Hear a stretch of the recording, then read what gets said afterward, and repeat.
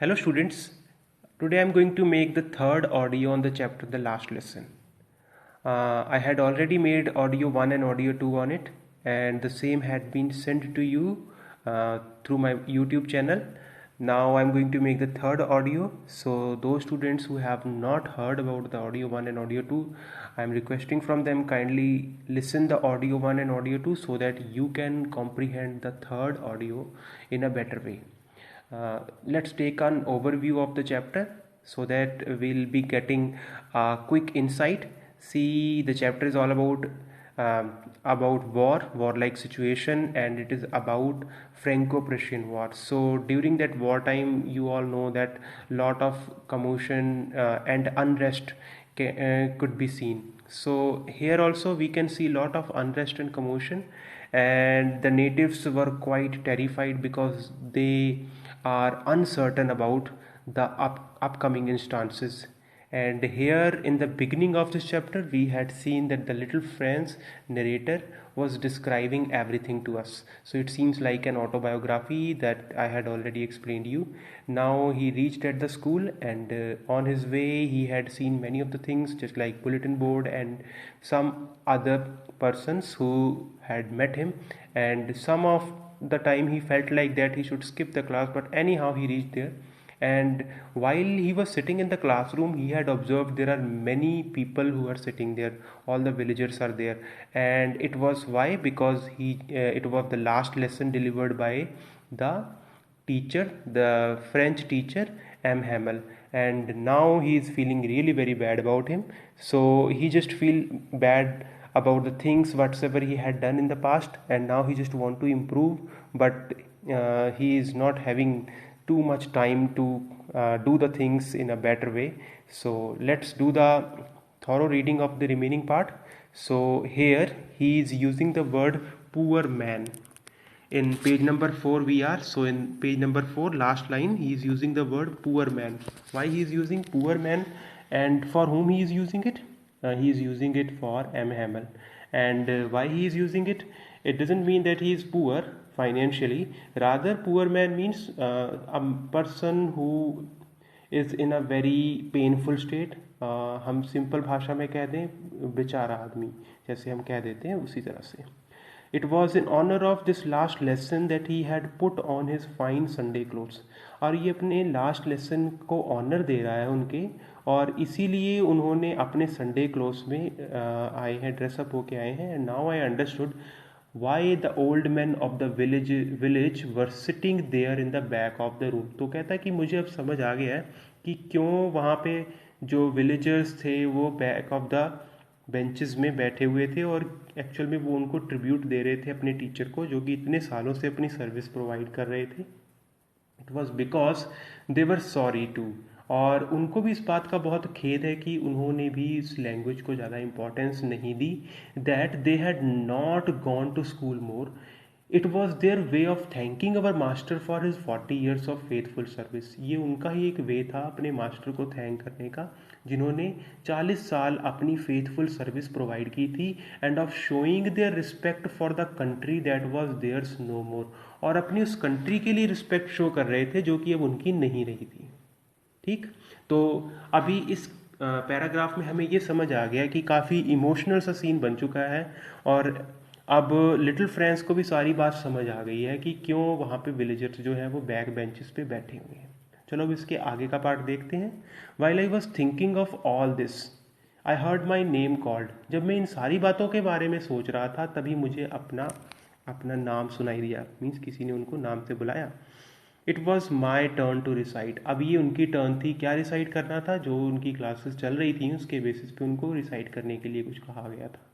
What would I not have given to be able to say that dreadful rule for the participle all through, very loud and clear and without one mistake. अब उनको वो participle के rule, जो little friends है उसे वो participle के rule बिना किसी डर के बोलना था, जो कि बिना डर के मैंने बोल दिया, बिना किसी मिस्टेक के बोलना था, जो कि उसके लिए तकरीबन इम्पॉसिबल था. और वो यही इसीलिए इसको एक क्वेश्चन की फॉर्म में पूछ रहा है. What would I not been have given to be able to say that dreadful rule for the participle all through, very loud and clear and without one mistake, but I got mixed up. और हुआ क्या, अब सोचा तो उसने ऐसे था कि भाई मैंने बिना किसी मिस्टेक के बोलना था, ये सभी लोगों की एक्सपेक्टेशन थी उससे, बट वो पहले ही वर्ड में मिक्सअप हो गया on the first word and stood there, और वहीं पे काफ़ी देर तक खड़ा रहा, holding on to my desk. अब ये क्योंकि वो फर्स्ट पर्सन में डिस्क्राइब कर रहा है, तो वो क्या कह रहा है कि मैं अपने बेंच को होल्ड करके रखता हूँ और मेरा हार्ट जो है वो बहुत तेज़ी से बीट कर रहा है। अब ये हार्ट बीट कब करता है, जब आप बहुत ज़्यादा नर्वस होते हो या बहुत एक्साइटेड होते हो किसी चीज़ को लेकर। अब एक्साइटेड तो नहीं है भाई, नर्वस ही है। And not daring to look up, और उसमें इतनी भी हिम्मत नहीं है कि वो सिर उठाकर ऊपर देख सके।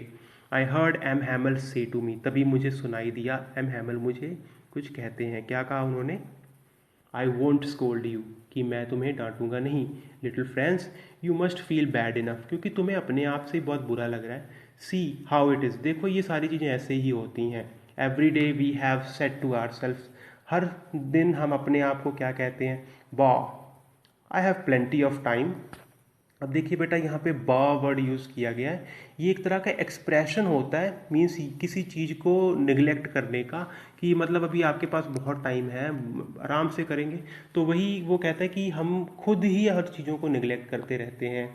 I will learn it tomorrow, और मैं इसको कल को लर्न कर लूँगा। ये अक्सर हम सभी की टेंडेंसी ऐसी ही होती है कि जब तक सिचुएशन एकदम से हमारे कंट्रोल से बाहर नहीं चली जाती तब तक हम उसको डेफर करते जाते हैं। And now you see where we have come out, और तुम देख रहे हो हम कहाँ पे आ गए हैं। और that's the great trouble with Alsace, ये अल्सास के लोगों के साथ सबसे बड़ी ट्रबल वाली बात है। She puts of learning till tomorrow, Alsace के जो लोग हैं ये हमेशा अपनी लर्निंग को कल के ऊपर छोड़ देते हैं, मतलब आज का काम कल पे छोड़ते हैं। Now those fellows out there will have the right to say to you, और वो फेलो जो बाहर है उनको सारा राइट है आपको ये सब कहने का। क्यों, क्योंकि आपने अपनी रिस्पॉन्सिबिलिटी को नहीं समझा। How is it you pretend to be Frenchman, कहते ये कैसे है हो सकता है, तुम अपने आप को प्रिटेंड करते हो कि तुम फ्रेंचमैन हो, and yet you can neither speak nor right your own language, पर ना तो तुम अपनी लैंग्वेज में ढंग से बोल पाते हो ना ही लिख पाते हो। But you are not the worst poor little friends, little friends तुम वर्स्ट नहीं हो, you have all a great deal to reproach our self with. और वो क्या कह रहा है, सॉरी यहाँ पे वी हैव वर्ड है, we have all a great deal to reproach our self with, कि हम सभी को रिप्रोच करने की ज़रूरत है, मतलब रीथिंक करने की ज़रूरत है कहाँ पे हमसे गलती हुई। So your parents were not anxious enough to have you learn, actual में तुम्हारे पेरेंट्स ही कभी इतना एंक्शियस नहीं हुए, उन्होंने कभी इतनी बॉदर ही नहीं किया कि आपको भी लर्न करना चाहिए। They prefer to put you to work on a farm, और उनका ज़्यादातर जोर क्या होता था कि वो आपको फार्म में काम में लगा दें ताकि थोड़े बहुत पैसे आ जाएं, और at the mill so as to have a little more money and I. और अगर मैं अपनी बात करूं, I have been to blame also, तो मैं कहूँगा कि भाई मेरा भी बहुत बड़ा फॉल्ट है। अब देखिए एम हैमल खुद को भी क्रिटिसाइज़ कर रहे हैं, यहाँ पे हम देख सकते हैं कि ये सिर्फ और सिर्फ दूसरों की कमियां ही नहीं ढूंढ रहे, ये अपनी कमियां भी ढूंढ रहे हैं, मतलब ये एक तरह से खुद को भी गुनहगार मानते हैं। अब इसके पीछे वो रीज़न क्या है वो आगे हमें देंगे। Have I not often sent you to water my flowers, क्या मैंने नहीं तुम्हें कई बार भेजा कि भाई जाके मेरे फ्लावर्स में वाटर डाल दो, instead of learning your lessons, lessons को छोड़ के। And when I wanted to go fishing did I not just give you a holiday, और जब मेरा कभी फिशिंग को दिल होता था तो कई बार मैंने नहीं तुम्हें कहा कि भाई आज हॉलीडे और आप जहाँ जाना चाहो आप जा सकते हो। सो वो हॉलीडे डिक्लेयर कर देते हैं। क्यों डिक्लेयर करते हैं, क्योंकि उन्होंने फिशिंग करना होता था। अब ये इंट्रोस्पेक्ट कर रहे हैं, और इंट्रोस्पेक्शन के दौरान उन्हें ये पता चला कि उन्होंने भी काफ़ी गलतियाँ की हैं। Then from one thing to another M Hamel went on to talk of the French language, और इसके बाद में एक के बाद एक करते करते वो फ्रेंच लैंग्वेज के ऊपर बात करने लगते हैं, saying that it was the most beautiful, और क्या कहते हैं, ये दुनिया की सबसे खूबसूरत भाषा है in the world, the clearest the most logical, मतलब सबसे क्लियर और सबसे लॉजिकल लैंग्वेज है, that we must guard it among us and never forget it, और इसलिए हमें इस भाषा को हमेशा गार्ड करना चाहिए और इसे कभी भूलना नहीं चाहिए। Because when a people are enslaved, क्योंकि जब लोग इंस्लेव होते हैं मतलब गुलाम हो जाते हैं, as long as they hold fast to their language, it is as if they had the key to their prison. पर जब तक उनका अपनी लैंग्वेज के ऊपर कंट्रोल रहता है, होल्ड रहता है, तब तक उनके पास अपनी गुलामी के उस ताले की चाबी होती है। मतलब कि जब तक आप अपनी लैंग्वेज को जानते हो, अपनी मदर टंग को जानते हो, तो आप रेवोल्यूशन ईजिली ला सकते हो अपने लोगों के बीच में। आप में एकता रहती है, आप काफ़ी यूनाइट रहते हो, आप हमेशा एक दूसरे के साथ इमोशनली अटैच रहते हो। जैसे आपने देखा होगा कि जो हमारे फ्रीडम फाइटर्स थे, उनका अपनी मदर टंग को लेकर बहुत ही कंपैशन था, रिस्पेक्ट थी, और वो हमेशा उनके लिए एक सिंपैथेटिक एटीट्यूड अडॉप्ट करते थे। क्यों? क्योंकि उनका मीन्स ऑफ कम्युनिकेशन उनकी मदर टंग थी और ये उनको बूस्ट करती रहती थी।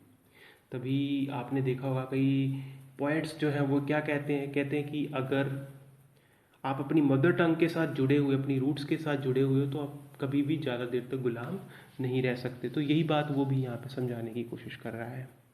Then he open a grammar, और उसके बाद वो क्या करते हैं, ग्रामर ओपन करते हैं and read us our lesson, और हमारे लिए हम ये लेसन पढ़ते हैं।